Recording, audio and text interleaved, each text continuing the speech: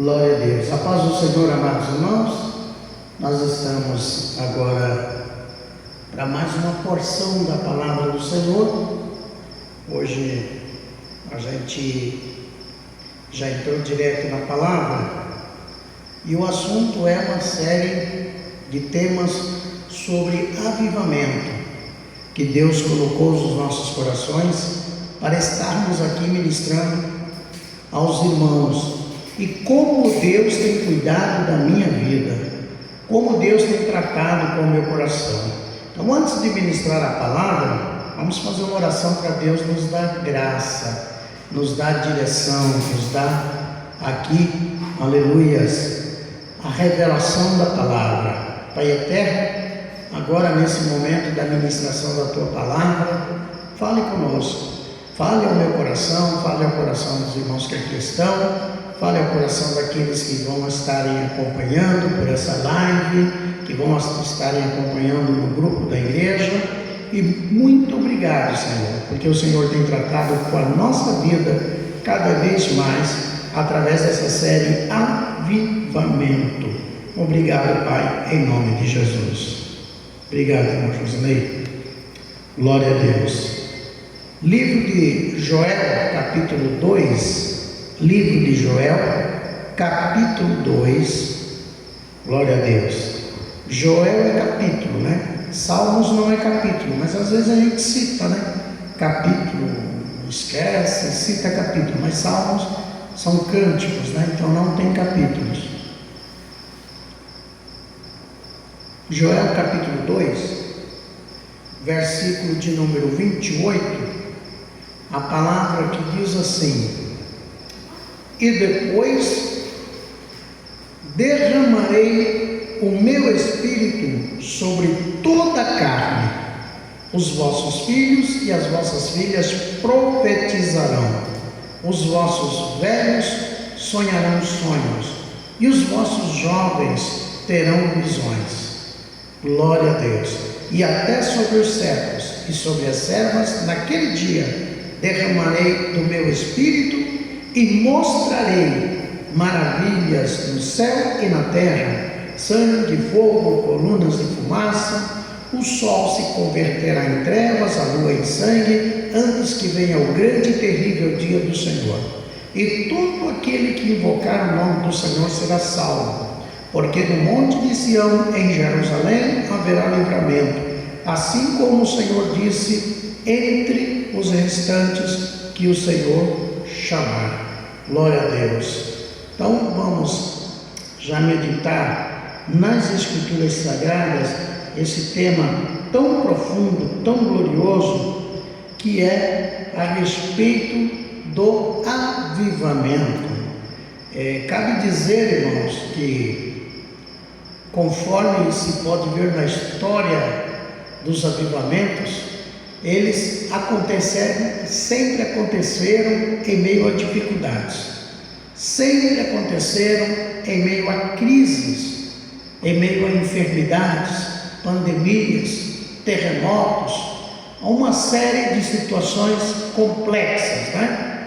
E a gente percebe nos dias de hoje que o ser humano está vivendo momentos de muitos conflitos, momentos de muitas dificuldades, desempregos, brigas de família, violência, uma sucessão de coisas nos dias de hoje. Glória a Deus. E a gente precisa estar atentos a todas essas coisas, mas não podemos nunca abandonar a fé, não podemos nunca desistir da verdade. Precisamos sim buscar, no meio de uma situação difícil, o avivamento, mas para isso cabe passar aqui uma regrinha, né, que é a pureza de coração, que é um dos requisitos do avivamento. Se eu não tiver um coração verdadeiro, sincero, puro, Deus não vai mudar a minha história, Deus não vai me avivar. Mas avivamento não é só também, tampouco a pureza de coração. A gente precisa dessa pureza, dessa santificação, mas a gente precisa ser determinado. Precisamos estar determinados ter compromisso na busca do avivamento. Não adianta só falar, a gente precisa pôr em prática essa busca. E avivamento é uma das coisas que não se busca de qualquer maneira. É preciso pagar preço na oração, é preciso ler a Bíblia constantemente, é preciso estar se afastando de quem não edifica a sua vida, de quem não soma na tua vida espiritual. Não é abandoná-los, mas não ser conivente, não estar associado aos erros, às coisas que essas pessoas cometem. Dá só uma baixadinha de leve, né? Toquezinho bem de leve para evitar a microfonia. Pode ser no geral aí, bem pouquinho mesmo. Glória a Deus. Então, irmãos, avivamento é isso. Ótimo, ficou bom. Avivamento é isso, irmãos. É estar buscando a presença de Deus, é estar em comunhão com o Senhor. E nessa geração que a gente tem visto, para a gente estar na comunhão com o Senhor, às vezes a gente é obrigado a se afastar de algumas pessoas que querem quebrar essa comunhão, que querem tirar essa paz. Nós vamos estudar hoje sobre um personagem, a história é tão bonita que eu vou ter que falar um pouco dele hoje e possivelmente no sábado, para não perder parte da história dele, que já é um resumo do resumo, mas é uma história muito bonita. Mas manter o coração puro é um dos requisitos para o avivamento. Então tem que fugir da mentira, tem que fugir do engano, tem que fugir do disse-me-disse, tem que fugir da violência, da briga. É tão interessante, irmãos, que as pessoas procuram entristecer a outra pessoa, magoar a outra pessoa, e não sabem que isso é até crime, né? A gente tem uma série de leis aí de gente que parece que a ficha não cai, entendeu? Mas vamos estar determinados, vamos colocar um propósito no coração de lutar, de buscar por esse despertamento, por esse avivamento. É necessário estarmos também em conformidade com a doutrina da palavra de Deus. Eu cito muito aqui doutrina apostólica, porque essa é a doutrina da palavra de Deus. E não é só isso, né? Tem que pôr em prática, né? Não é só conhecer a palavra, ela tem que ser praticada. E assim, irmãos, mantermos no norte, né? Sempre procurando ser norteados pelas escrituras sagradas. Hoje a gente vê muitas pessoas que são norteadas pelo outro, pelo que o outro pensa, pelo que o outro diz, e aí acaba tendo situações muito complicadas. Que a Bíblia seja o nosso manual de fé, de regra, de conduta, que é a nossa vida espiritual, e não só espiritual, porque não é só espiritual que a Bíblia trata. A Bíblia trata do social também, do dia a dia, da nossa conduta, do nosso caráter, da nossa personalidade. Que a gente seja norteado pelo poder da palavra de Deus. Senão, somos meramente mais um nesse grande número de pessoas que se dizem cristãs ou crentes do século 21, do novo milênio. Só mais um nessa grande lista de pessoas que se dizem crentes. Então, irmãos, não é só isso. Estudar essas verdades bíblicas e fazer delas o nosso pão diário espiritual, para que a gente consiga praticá-las, ser dirigida por elas. Então, tampouco sem a pessoa do Espírito Santo não tem como ter avivamento.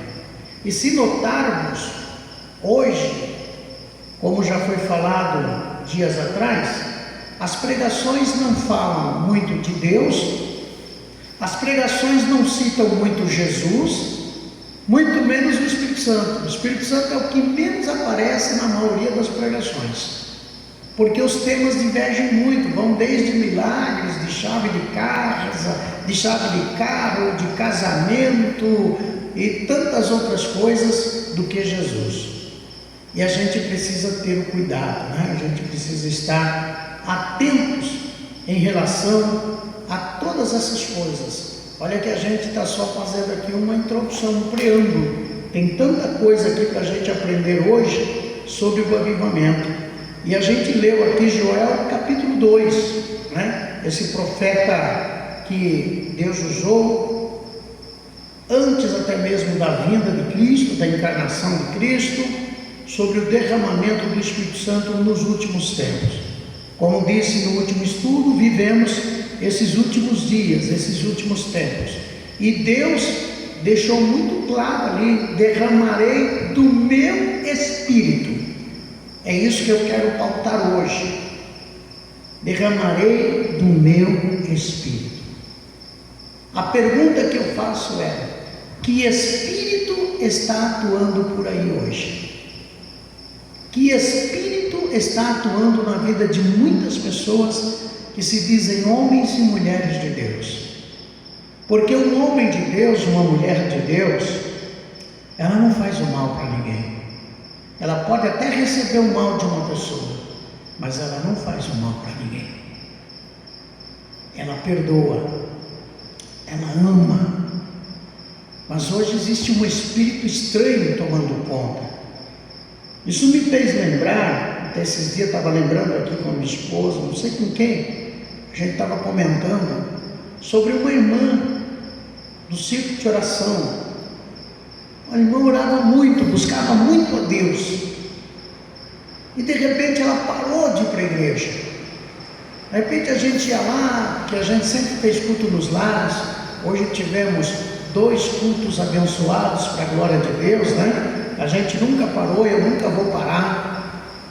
Nunca vou parar. Hoje eu vou falar de um personagem que tampouco parava, né? Quando as pessoas falavam contra ele, criticava, não apoiava, ele tampouco parou. Então nós não podemos parar, meus irmãos, né? Quando alguém quer nos parar, é aí que a gente tem que continuar fazendo a obra. Mas essa irmã parou. Essa irmã não ia mais para a igreja. E sabe qual era o motivo? Mas para que eu vou para a igreja? Se Jesus está aqui comigo aqui, eu estou aqui sentado, o anjo está aqui debruçado nas minhas pernas. Ele está ajoelhado com a cabeça nas minhas pernas. Olha isso, irmãos. Como é que é esse anjo? Louro, bonito. Mas não é. A palavra diz que o nosso inimigo se transfigura em anjo de luz. Ela não estava vendo um anjo do Senhor, ela não estava vendo Jesus, ela estava vendo o inimigo de nossas almas, e ela se rendeu a isso. Olha o espírito que começou a atuar para enganar essa irmã do ciclo de oração, e resultado? Tratamentos, porque não ficou boa da cabeça mais. Então a gente tem que ter cuidado, porque a palavra diz, o Senhor está dizendo: eu vou derramar do meu Espírito. A gente tem que ter cuidado de não ficar buscando por aí um outro Espírito, porque nunca devemos deixar, nunca devemos nos esquecer que a palavra diz assim, que o Espírito do Anticristo já atua no mundo. É isso que a gente tem que pensar bastante. Que espírito é esse? E eu glorifico a Deus por você, meu irmão, por você, minha irmã, que tem sido fiel, que tem feito a obra do Senhor, que tem estado na presença de Deus. Eu não tenho dúvidas que na tua vida está o Espírito de Deus. Mas Deus, quando Ele fala derramar, Ele está dizendo, é uma porção dobrada, duplicada, é para encher mesmo. Quando a gente derrama, uma coisa é você colocar na medida, e outra coisa é você derramar. É um avivamento, e é isso que a gente tem que estar buscando nos nossos dias, o derramar do Espírito Santo, e ter cuidado com os movimentos é que estão aí prejudicando, é que estão aí dando trabalho, os movimentos. Agora, um grande exemplo do que acontece quando o Espírito de Deus é derramado, é o que a gente pode ler lá em Ezequiel 37. Ali a gente vê o que acontece depois do derramar do Espírito Santo. Ezequiel 37. Quando o profeta diz, olha, eu fui levado, é uma visão. Mas vamos ler, não custa nada a gente ler esse texto tão maravilhoso da palavra de Deus. Por quê? Porque ele é tremendo. Ele tem lições para nossas vidas aqui maravilhosas. Quando ele diz que ele foi levado a um vale de ossos secos. E olha que os ossos estavam sequíssimos. E então o Senhor pergunta para ele: poderão esses ossos reviverem? Olha que interessante esse texto. Ezequiel 37. Olha o que diz a palavra do Senhor. Aleluias. Estamos aqui com uma Bíblia diferenciada, né? Umas folhas tão bem fininhas. Mas aqui está. Versículo 1 diz assim, olha o resultado da descida do Espírito Santo. O resultado de um avivamento. O vale de ossos secos. E veio sobre mim a mão do Senhor. O avivamento começa assim. É a presença de Deus, é a presença do poder de Deus, é a mão do Senhor. Eu disse e vou repetir: a mão do homem não faz avivamento. Eu agendar aqui a noite de Pentecostes, eu posso estar agendando, mas se Deus vai manifestar é outra história. Eu colocar uma faixa ali, fazer convite, olha, vai ter um derramar do Espírito Santo, eu dizendo, mas é diferente de quando Deus derrama o Espírito de fato. Porque quando tem um derramar do Espírito, existe o antes, o momento do derramar e o depois do derramar. O que a gente vê nos movimentos é que é só na hora, naquele momento. Depois é capaz de acabar um culto de avivamento, supostamente de avivamento, e na mesma hora você sair na porta da igreja, o irmão te virar a cara. Se for dar paz do Senhor, não vai dar. É capaz de alguém querer te agredir, é capaz de alguém falar mal de você. No outro dia volta tudo de novo, os problemas. Cadê o resultado do avivamento? Quando antes não era assim. Então o profeta começa dizendo: veio sobre mim a mão do Senhor e me levou no Espírito do Senhor. Olha que Espírito aí, como a gente costuma dizer, está em maiúsculo, né? Me levou no Espírito do Senhor. Então a mão do Senhor pegou o profeta Ezequiel e levou no Espírito do Senhor. Então quem leva alguém para o Espírito, ou quem derrama o Espírito na vida de alguém, é Deus. É claro que é correto a gente marcar uma reunião de oração, vamos fazer uma campanha de amém, glória a Deus, mas quem vai mandar o avivamento é o Senhor. Não é porque eu agendei, não é porque eu chamei cantores, não é porque eu chamei pregadores, ou não é porque eu vou cantar, ou vou pregar, não. O avivamento, quem manda é o Senhor. E existe uma condicional para isso. Aí diz aqui, ele me levou no Espírito do Senhor e me pôs no meio de um vale que estava cheio de ossos. Qual a necessidade aqui do avivamento? Por que precisava o povo de Deus aqui, nesse momento, viver um avivamento? Porque estavam mortos espiritualmente. Porque perderam a graça, perderam a presença de Deus. Então, quando precisamos de um avivamento? Quando estamos caídos, quando estamos desanimados, quando estamos perseguidos e achamos que não vamos vencer, quando nos sentimos fracassados, ou quando alguém começa a apontar o dedo: você está fracassado, você já era, você não sabe fazer, você perdeu. Olha esse povo aqui, olha esse vale de ossos secos. Isso aqui é uma visão, a palavra é muito clara, isso aqui é uma visão. Mas esse exército estava totalmente acabado, derrotado, morto, destruído. Os ossos estavam espalhados e estavam secos. E olha o que diz o 2: e me levou a andar ao redor deles. Quando a gente quer um avivamento, tem movimento, tem atitude, tem compromisso, tem o que eu disse aqui logo no começo. É preciso querer, buscar. Deus levou o profeta no Espírito para esse vale e fez ele andar ao redor. Anda aí, profeta. O que está morto vai ter que viver, mas tem que se mexer. Então, se somos homens de Deus, mulheres de Deus, o que está morto pode reviver, mas precisamos nos mexer. Se ficarmos apenas dizendo, que está frio, que acabou, que caiu, que está vazio, que isso, aquilo, e não nos movemos, não vai acontecer avivamento. Aqui, se eu for citar, tem um bocado de lições para o nosso dia a dia. Olha aqui, me fez andar ao redor deles. De quê? Dos ossos. Dos ossos. Como que o profeta pregaria para esses ossos? Que diria o profeta para esses ossos? Aos olhos humanos seria uma loucura. Quem passasse ali dissesse, tem que internar. É o mesmo que você sair da sua casa agora e ir lá para o cemitério, não precisa nem ter ossos secos não, e começar a pregar lá para os que já partiram. Prega para aqueles que estão lá há 10 anos, que não tem carne, não tem mais nada, os ossos estão secos.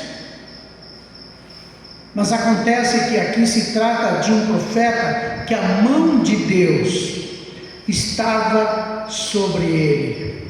A mão de Deus. Quando alguém tem a mão de Deus sobre a sua vida, esse alguém tem o poder do Espírito Santo sobre a sua vida. Não é a mão do homem, não. Não é a mão de um sistema, não. É a mão de Deus que estava sobre o profeta. E aí, profeta que é profeta, vê a situação, ele não foge. Ele vê a crise, ele não foge. Ele vê a dificuldade, ele não foge, ele não corre.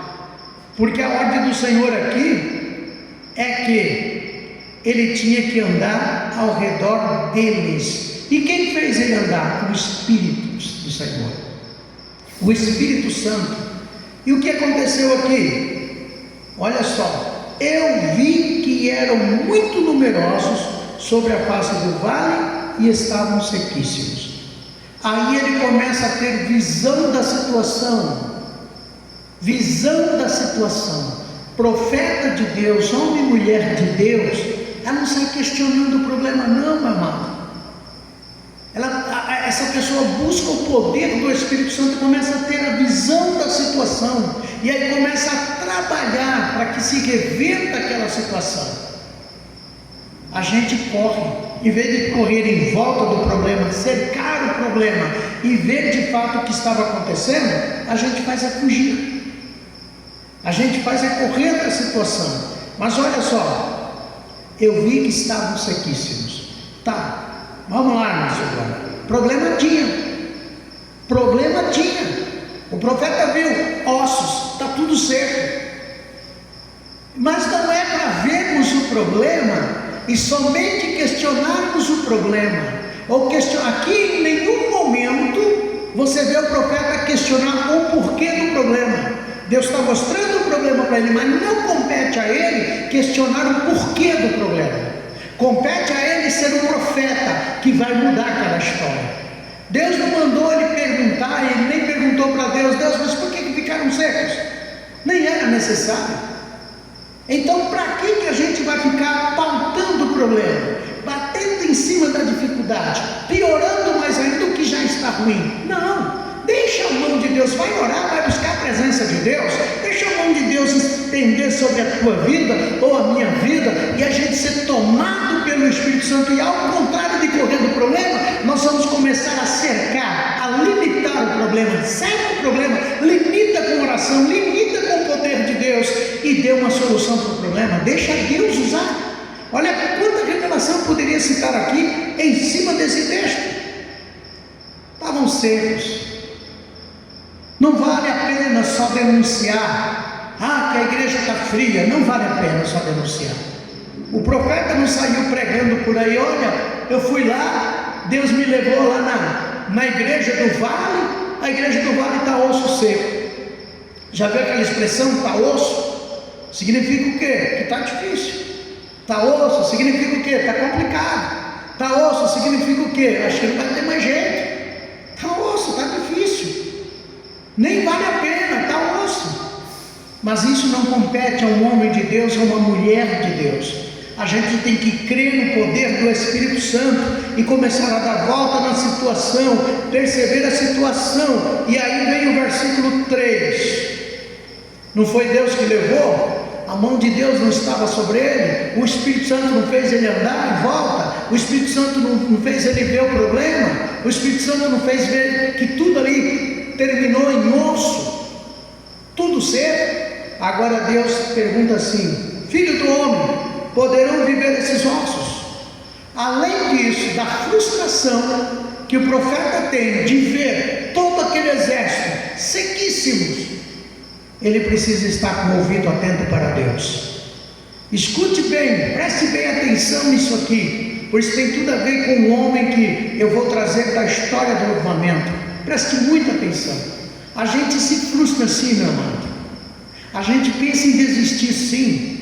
A gente pensa em parar sim. A gente pensa em jogar tudo para o alto, porque a gente vê a situação. Às vezes a gente está batendo em osso duro de roer e fica e insiste, mas enquanto a mão de Deus estiver sobre nós, ainda que o estado continue sendo de osso seco, continue rodeando, continue ali orando e dando ouvidos para Deus, porque quem te leva é o Espírito Santo, quem te guia é o Espírito Santo. E agora Deus tem um momento que Ele vai fazer você parar de rodear o osso, parar de rodear o problema, parar de rodear a crise, porque Deus tem uma pergunta para você. E que pergunta é essa? A situação pode mudar? O problema pode ser resolvido? Ei, olha só, oh aleluia, eu me alegro, porque começam a descortinar o céu nesse lugar, começa a vir a revelação desse lugar. Olha só, morreu, acabou, é osso. Para muita gente, quando morre, quando acaba, o outro diz assim: ó, chega, vale mais a pena não, isso aí não dá mais, está osso, já não tem nem carne mais nada, já foi, nem mal cheira mais, não tem nem tutano mais, já viu o osso ressecado de boi por aí, de bicho por aí, como é que fica? Já encontrou com o osso seco, aí começa a aparecer aqueles buraquinhos, né, vai se desfazendo, o osso a gente vê que vai aparecendo onde ficam algumas coisas, né, do organismo, nos ossos, inclusive o tutano, seca tudo. Quando vai ver, está lá o fêmur, aquele buracão no meio, né? Tem muita gente dizendo: acabou, não tem mais jeito não tem mais saída não, Deus não vai mais fazer nada nesse lugar, Deus não vai fazer mais nada na tua vida, Deus não vai fazer mais nada no teu ministério, mas tudo mentira do diabo. Por que mentira do diabo? Porque eu não vou falar do profeta Ezequiel, não. Eu vou falar dos profetas Jesus de Nazaré, porque ele disse: o Espírito do Senhor está sobre mim. Então ele já rodeou a situação, ele já rodeou o problema, ele já viu que é complicado, ele já viu, mas ali está o profeta dos profetas, aleluia, e vai ter saída, vai ter resposta, vai ter solução, porque Deus não larga, Deus não abandona. E tem mais, a última palavra não é do Manuel, do Pedro, do Joaquim, da Maria, do Júlio, não é do homem, não é do sistema, não é de ninguém, a última palavra é a de Deus, é a que prevalece, porque a primeira sempre é dele. E Jesus disse: eu sou o alfa e o ômega, o princípio e o fim, o resto no meio é só uma vírgula, é só dois pontos, é só ponto e vírgula. Quem dá um ponto final é Deus, e se Deus não colocou esse ponto final, então vale a pena lutar, ainda que seja osso, ainda que esteja difícil, ainda que a solução parece impossível, vale a pena continuar lutando. Para isso basta apenas ser homem e mulher de Deus, basta apenas isso. Oh, que alegria! Estou feliz com o que Deus está tratando com a gente aqui nesta noite.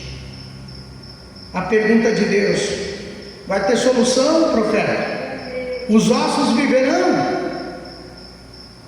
Então o profeta, ele não podia dar uma resposta por si só, humanamente, meu amado, ele não podia dar uma resposta, ele não tinha essa resposta humanamente.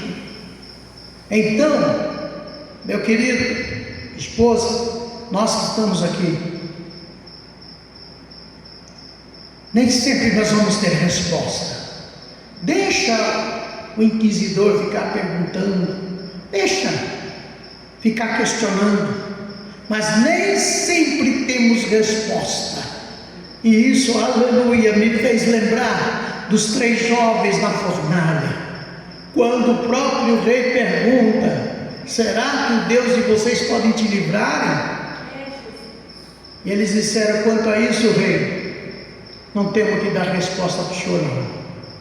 Pode jogar na fornalha, não tem problema não. Mesmo que você não tenha a resposta e nem tenha que dar essa resposta, Deus tem a solução. Então nem tudo você vai poder responder, apenas ouça Deus falar. É a melhor coisa, é a melhor coisa, é melhor calar e ouvir Deus falar. Então a resposta do profeta para Deus foi: Senhor, tu o sabes. Aí, como o Senhor sabe, é como se Deus dissesse: parabéns, profeta Ezequiel, você deu a resposta certa. Então ele, quem? Deus me disse: profetiza, profetiza. E eu vou parar aqui. Sabe o que Deus estava dizendo aqui para o profeta?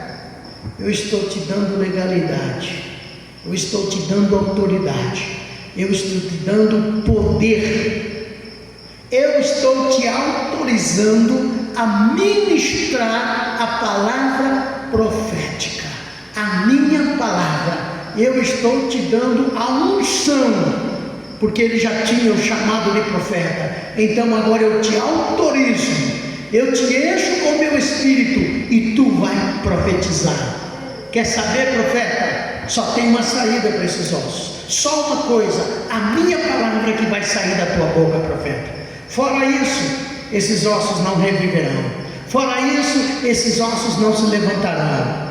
Fora isso, nada vai acontecer. Então, se você, meu irmão, se você, minha irmã, nós que estamos aqui, somos homens e mulheres de Deus, apesar das nossas falhas, das nossas fraquezas, vamos buscar ao Senhor, vamos deixar a mão de Deus ser estendida sobre nós e Deus nos levar pelo Espírito. Não fuja da guerra, não fuja do problema, cerca o problema, e ele não precisa dizer nada que você não tem resposta. E na hora que Deus perguntar: e aí, tem saída? Você diga para o Senhor: Senhor, o Senhor sabe, porque Ele sabe todas as coisas, e Ele vai dizer para você: abre a tua boca, que eu porei palavras. Aleluias. Me permita continuar em Ezequiel 37 no próximo sábado, porque eu preciso te contar a história deste homem que viveu momentos complicados, momentos muito difíceis na sua vida, muito perseguido, muito maltratado, desprezado, caluniado, frustrado, mas Deus honrou. Sábado que vem eu continuarei em Ezequiel 37 e vou falar a outra parte da história desse homem. O homem que eu vou falar agora, apenas uma parte, chama-se John Wesley. Um homem que foi chamado por sua mãe como um tição tirado do fogo. Um tição tirado do fogo.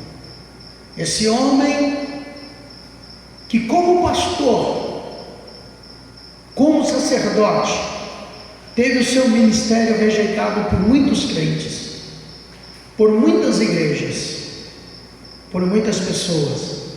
Os líderes o questionavam e desprezavam. Mas, a bem da verdade, o Senhor estava com ele, que apesar de todos os pesares, ele procurava manter viva a fé. Ele acreditava.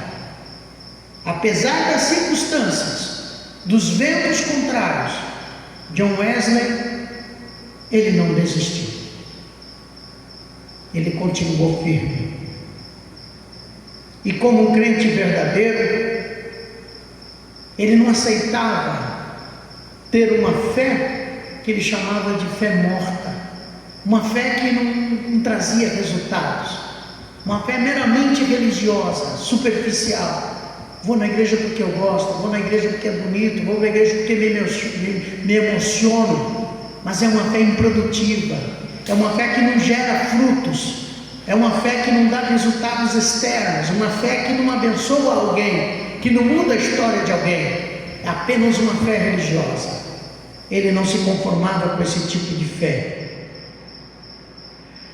E como um crente verdadeiro, não aceitando essa fé morta, ele tampouco aceitava viver um cristianismo apático, cristianismo sem sentido, apenas um cristianismo, como eu dizia agora o irmão antes do culto aqui, robotizado, vai para a igreja no automático, vai na igreja porque o corpo já se habituou a isso, assim como o corpo se habitua da necessidade de comer 3, 4 vezes ao dia, assim como existe a necessidade de dormir, a necessidade de tomar banho.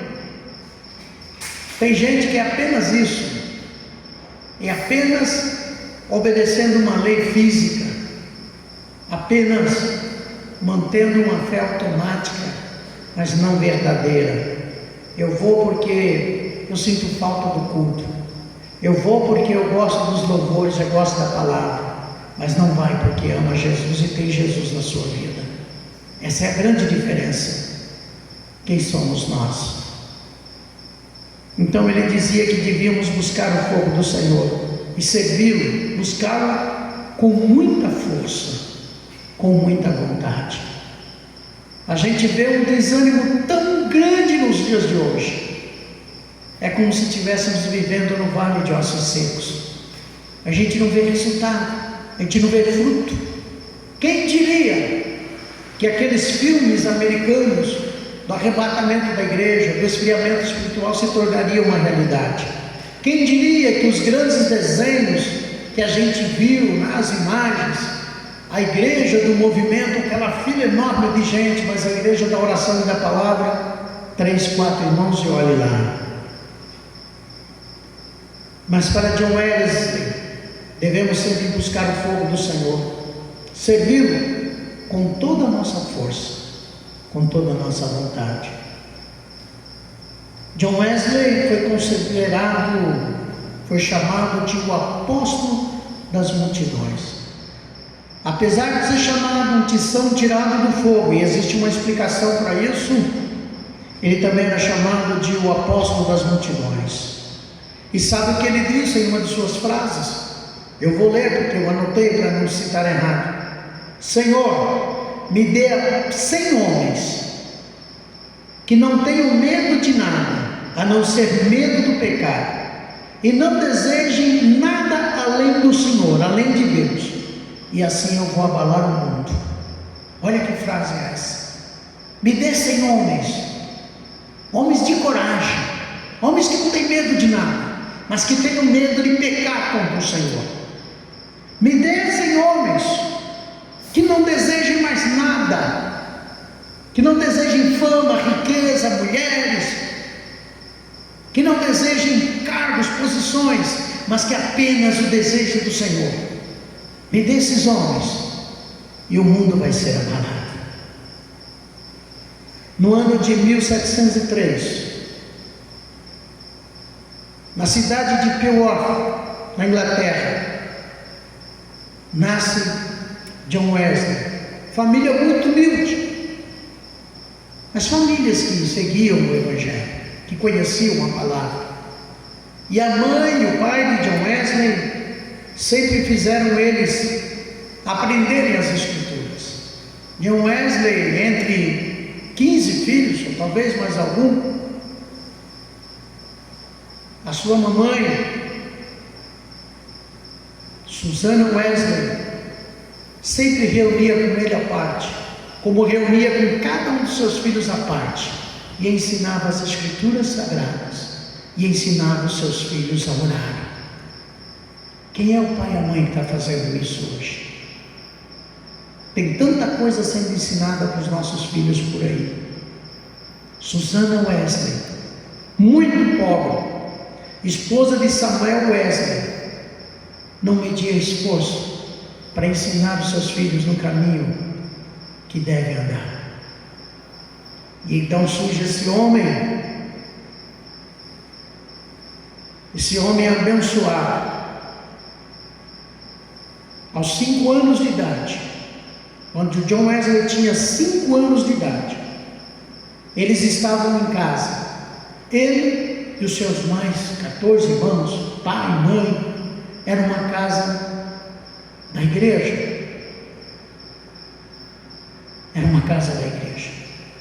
era na igreja, e de repente pegou fogo na casa.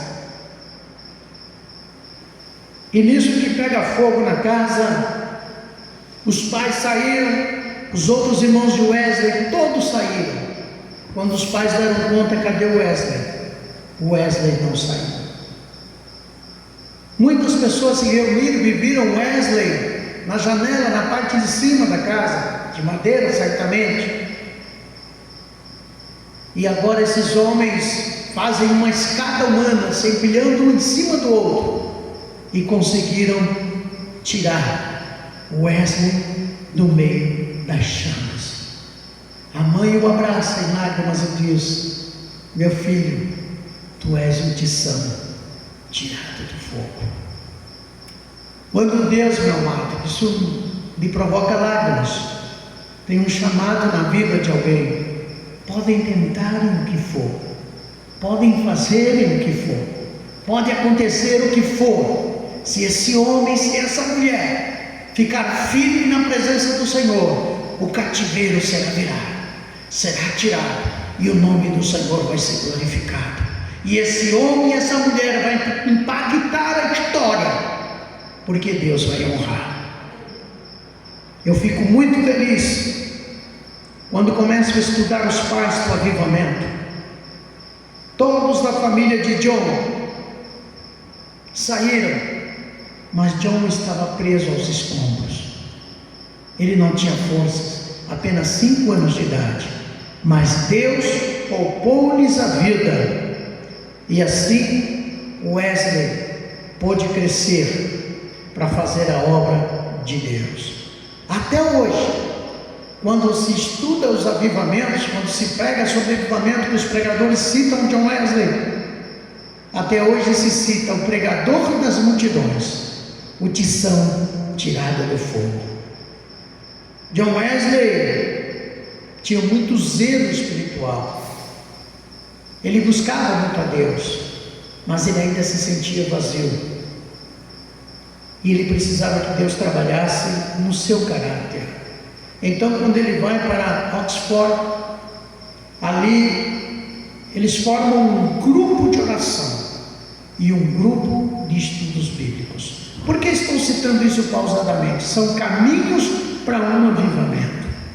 Não é movimento, gente. Estou falando de avivamento, de derramamento do Espírito.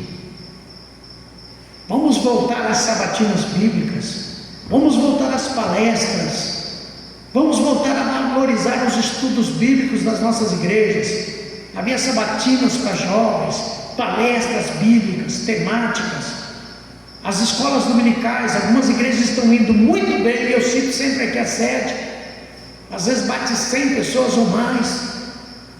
Eu fico maravilhado com isso, porque não existe avivamento, meu amado, sem oração. Não existe avivamento sem leitura da palavra. E Deus não quer avivar só um. Se tem uma igreja, o pastor tem que buscar, orar, estudar, mas os crentes precisam fazer a sua parte. Como é que nós vamos ter um avivamento se sequer as pessoas querem congregarem? Quantas igrejas por aí, que hoje possivelmente tenha culto, se você sair, elas estão vazias.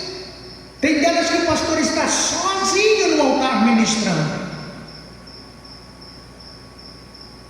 E aí? Vale de ossos secos. Uma hora Deus vai mudar essa história. Eles oravam em Oxford todos os dias. Eu acho que a gente está muito pobre de oração hoje. Muito pobre. Vamos fazer uma mudança. Vamos começar na nossa casa. Pôr a nossa família para orar. Não é só na igreja, não, é em casa. Vamos aprender a orar. Vamos voltar a orar para comer, para dormir, orar em família. Vamos ser o sacerdote do lar, ter aquele que seja 5 minutos de culto na nossa casa. Sabe o que eles faziam? Eles jejuavam, meu amado, 2 vezes por semana. Eles jejuavam. A gente não jejua em 5 anos, 10 anos, sei lá quantas vezes. E aí vem um outro lado da moeda. Eles saíam pelas ruas, eles batiam palma nas casas, eles entravam nos presídios, nos asilos, nas creches, não sei como era chamado na época, nos lugares que cuidavam das pessoas. Eles visitavam hospitais, órfãos, viúvas. Eles saíram pregando, fazendo o que Jesus fez. Eles iam primeiro lá para as periferias. A gente só quer as nossas igrejas nos grandes centros, nos lugares mais chiques e bonitos, onde as pessoas colocam seus carros. Que Deus abençoe os ricos que estão na igreja, mas Jesus disse: os pobres sempre tereis convosco. Eles nunca deixaram de ajudar os necessitados. Um projeto missionário no coração de John Wesley. Mas não era somente isso, não. Todos os dias faziam leitura das Escrituras Sagradas. Todos os dias. E isso se tornou um motivo, sabe de quê, irmão Josilei? Pasme, dos irmãos perseguirem John Wesley, dos irmãos criticarem, questionarem o grupo que foi formado. Aí começou a se correr lá aqueles seguidores de metodologia lá, aqueles metodistas lá, passar. Por isso existe hoje a igreja metodista, por causa de John Wesley, porque os irmãos começaram a criticarem um homem com sede de Deus. Ninguém queria ajudar, ninguém queria estender as mãos. Então ele se reuniu com um grupo, ele já estava frustrado, ele encontrou alguém para dar apoio, e ele começou então a buscar a presença de Deus com esses irmãos. Mas aí as igrejas começaram a zombar, os pastores começaram a criticarem. Graças a Deus que ele não deu ouvido. Entristeceu, magoou sim. Os próprios companheiros dele diziam: Wesley, você agora fica aí com métodos, isso é coisa do homem, tem que ter a revelação do Espírito Santo. Mas eles estavam frios, eles estavam vazios, eles eram ossos secos, e Deus está levantando um homem, mas esse homem está sendo impedido por pessoas que dizem professar a mesma fé, dizem seguir o mesmo Deus, mas estão dando brechas para o inimigo. Lembra quando Jesus disse para Pedro: para trás de mim, Satanás. Pedro, o diabo queria cirandar com você. Tem muita gente que o diabo está cirandando. Lembra de Judas, que deu lugar ao diabo? Jesus disse: um de vós é o diabo. Então infelizmente tem pessoas que dão brecha. Mas John Wesley, essa lição precisa ficar para quem acredita no avivamento. Não se deixou intimidar, entristecer por causa das críticas. Ele não se incomodou a ponto de parar de vez. Criticavam, zombavam. Quando ele queria ajuda dessas pessoas, elas estavam perseguindo ele. Quando ele precisava da mão amiga dessas pessoas, elas estavam cavando debaixo dos pés dele. Mas ele começou a não dar importância. Então, em meio às críticas, ele tinha sede de Deus. Ele buscava uma identidade espiritual. Ele buscava se identificar com Cristo. Ele estava buscando esse avivamento. Ele queria viver uma vida de cristão na sua essência, na sua intensidade. Então deixem que me critiquem, deixem que me joguem pedra. Eu sou John Wesley, Senhor, eu quero o teu poder, eu quero a tua presença na minha vida. Que isso sirva para você, meu irmão, para você, minha irmã, que está cansada desse sistema que criou-se no nosso meio, de pessoas que ficam com tititi para lá, para cá, e acabam com a vida de pessoas. Eu recebi um pastor aqui na minha casa, que é até parente, que esse homem sofreu na vida com o próprio ministério. Eu poderia citar um monte de gente aqui. Por quê? Quando deveríamos estender as mãos? A gente nem sabe se quem a gente está jogando pedra não é um tição tirado do fogo. A gente nem sabe se essa pessoa não vai ser a pessoa que Deus vai levantar para um grande avivamento. E a gente fica puxando o tapete, fica perseguindo, em vez de orar e buscar. Tu, meu irmão que assiste, nós que estamos aqui, o avivamento vem quando a gente estende as mãos, quando a gente para de ver as falhas deste ou daquele, quando a gente começa a enxergar em cada irmão, em cada irmã, um homem e uma mulher de Deus, que Deus pode levantar a qualquer momento e o extraordinário acontecer. Porque o trabalho de Cristo é esse, é curar vidas, é trazer vidas à presença dEle. Quem disse que a igreja é lugar dos perfeitos, é lugar dos que já estão prontos? Não, a igreja é lugar para quem precisa de Deus, é lugar de quem precisa consertar, é lugar de quem precisa confessar pecado, é lugar de quem precisa ser salvo. E a gente fica desprezando as pessoas. Esse homem buscava o quê? Nada mais que uma vida perfeita diante de Deus. Então não pare, meu irmão. Não pare, minha irmã. Busque a Deus. E quer saber a verdade? John Wesley começou a questionar sobre o que era uma religião, o que era uma verdadeira igreja, o que era ser um cristão de verdade. E ele chega a algumas conclusões, a ponto de dizer que nas cerimônias, nos rituais, nas liturgias, na forma como se cantava, como se pregava nas igrejas, Deus não estava. Deus já não queria mais saber daquilo ali, porque não passava de mero ritualismo. Mas para ele era preciso o quê? Algo que transformasse o homem de dentro para fora. John Wesley queria um evangelho que pudesse mudar o próprio coração dele. Ele já era salvo, sim, ele já estava na presença de Deus, sim, mas ainda estava vazio. Ele queria mais, ele tinha sede demais, ele sabia que havia algo mais para ser feito para o Senhor. Ele tinha expectativas, ele tinha visão do dia de amanhã. E nós, como crentes hoje, temos expectativas, temos visão do dia de amanhã? Ou será que no sábado vamos ter o mesmo culto dentro da formalidade? Ou será que domingo vamos ter o mesmo culto da formalidade? Eu vou se eu estiver bem, se eu não estiver eu não vou, eu vou se eu quiser, ou se tiver uma outra coisa. Era isso que viviam as igrejas nesse período. Lembra que nós citamos o pastor Simeon?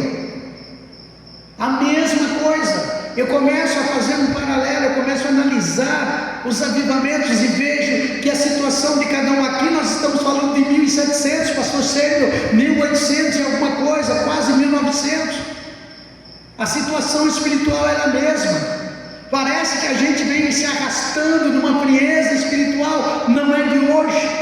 Volta e meia vem o auge, depois vem aquela situação difícil, mas a noiva de Cristo, ela continua firme, ela continua de pé, que seja meia dúzia, que seja uma aqui, outra acolá, ela não cai, ela não desiste, ela não desanima, ela não é falsa, ela não é hipócrita, ela não vai atrás de movimento, ela tem sede de Deus. Ainda tem crente, meu amado, assim como John Wesley, que está procurando, buscando viver uma vida perfeita em Deus, com Deus, viver para Deus e não para sistema e não para religiosidade, viver para glorificar o nome do Senhor. Essa é a diferença de uma igreja verdadeira, de uma religião verdadeira, aquela que muda, transforma o homem no seu interior. A gente prega hoje, o viciado não deixa de ser viciado, o que é viciado no álcool não larga, o bêbado não deixa de ser bêbado. A gente prega hoje, a prostituta não deixa de ser prostituta. O que está acontecendo? A gente prega hoje, não vem para a igreja doente e volta pior. A gente prega hoje, o irmão é iracundo, é briguento, ele não sai transformado. Não há batismo com o Espírito Santo, não há manifestação dos dons. O que está acontecendo? Era isso que John Wesley questionava. Um evangelho que tem o poder, que tem a capacidade. Aquele evangelho que lá no livro de Ezequiel 37 o Senhor disse para o profeta: profetize para esses ossos, mas profeta só abre a boca e eu vou colocar a palavra profética. Quando a palavra vem de Deus, não não tem nada, não tem ninguém que resista ou que impeça, o milagre vai ter que acontecer. Então talvez o que está faltando é a gente profetizar o que vem de Deus, não o que vem do nosso conhecimento, da nossa cultura, do nosso estudo. É orarmos e dizer: Deus, sim, me preparei, Deus, sim, eu busquei, mas eu quero só abrir a boca e quero que o Senhor ponha a palavra no abrir da minha boca. É isso que faz a diferença, é isso que muda o ser humano. Queridos, só vou falar mais um ponto e vou deixar um pouco para outro dia, para o próximo sábado. Tem muita coisa boa. Esse homem, apesar de disciplinar, orar, jejuar, praticar boas obras, ele sempre terminava dizendo: ainda estou vazio, está me faltando alguma coisa. Apesar de ler a Bíblia, apesar de estar fazendo a obra, ele dizia: está me faltando alguma coisa. E eu quero falar, terminando, sobre o chamado desse homem. Que triste foi esse momento para John Wesley. 1735, ele viajava para uma colônia na Geórgia, na América. Ele estava indo evangelizar os índios, os indígenas, também ali as pessoas que haviam colonizado aqueles lugares. E ele teve dificuldade já logo na viagem, porque uma tempestade tentava afundar o navio. E John Wesley estava com medo agora, de nem sequer terminar essa viagem vivo. Ele temia a morte que estava ali diante de seus olhos, por causa da tempestade. Então matou-se nele uma angústia tremenda, uma tristeza profunda. Mas quando ele se dá conta, ele observa um grupo que está cantando louvores a Deus. Um grupo que parece tão tranquilo, que como se não existisse a tempestade, como se não existisse o perigo. E ele se pergunta: como podem essas pessoas estarem cantando com tanta paz, enquanto eu, como um líder, um sacerdote, estou aqui com tanto medo da morte, com medo dessa tempestade. Ele se aproxima desse grupo. Permita-me dizer aqui, que se a tempestade está tentando virar o barco de Deus na sua vida, o barco da tua família, do teu casamento, da tua história, do teu chamado, cante louvores a Deus. Jesus está nesse barco. Ele não vai tirar você nem do barco, nem vai tirar o barco no meio da tempestade. Ele vai dar vitória para você no meio dessa tempestade. John Wesley pôde observar isso. As ondas revoltas, o barco balançando para lá e para cá. Ele angustiado, já dizendo: não vou sair, nós vamos morrer aqui. Mas ele vê um grupo de homens de Deus e mulheres de Deus cantando dentro daquele barco. Ele questiona a sua fé, ele questiona o seu chamado, ele questiona o seu ministério. Como pode? Eu sou um líder, eu sou um sacerdote, estou aqui me tremendo todo de medo, achando que não vou viver. E esse povo adorando a Deus. Cante no meio da tempestade, cante no meio do temporal. Deus vai te dar vitória. Vai ter um momento que Jesus vai levantar no barco da tua vida, vai mandar o vento parar, as ondas se acalmarem e tudo vai ser bonança na tua vida. E John Wesley só estava indo fazer a missão na América, pregar para os indígenas, para os colonos, e a tempestade veio. Tome isso como lição, e eu estou tomando aqui como lição. Quando Deus tem algo especial para você fazer, as ondas irão se levantar, pessoas se levantarão, questionarão, não abrirão porta até que você fracasse, mas você tem que continuar. Sabe o que aconteceu com Wesley na Geórgia, na América? Ele não conseguiu fazer missões, fez muito pouco. Então para ele fracassou. E por quê? Houve muita resistência. Os irmãos não apoiaram, não compreenderam. houve escândalos. E agora John Wesley volta, cabeça baixa, humilhado. Ele diz: eu fui para a América para ver se convertesse pessoas indígenas, colonos, mas eu estou precisando de me converter. Ele queria parar, ele queria desistir. Ele voltou em 1737, sem vontade. Não largaria Jesus, mas não queria mais fazer nada. Ele estava vivendo um auge de uma crise espiritual. Mas eu quero aqui concluir hoje essa primeira parte dizendo para você que John Wesley sequer imaginava o que Deus estava preparando depois dessa crise. O que vinha, meu amado, depois dessa situação, sequer passava na mente de Wesley. Ele só conseguiu ver tudo o que ele quis fazer na Geórgia, que não teve apoio, que foi questionado, que ele se sentiu fracassado. Sabe, alguém diz: ó, você fracassou, você já era. Mas não escuta essa conversa não. Fizeram o mesmo com John Wesley, mas ele nem imagina que o vazio que estava nele ia estar prestes a ser preenchido por uma unção sobrenatural.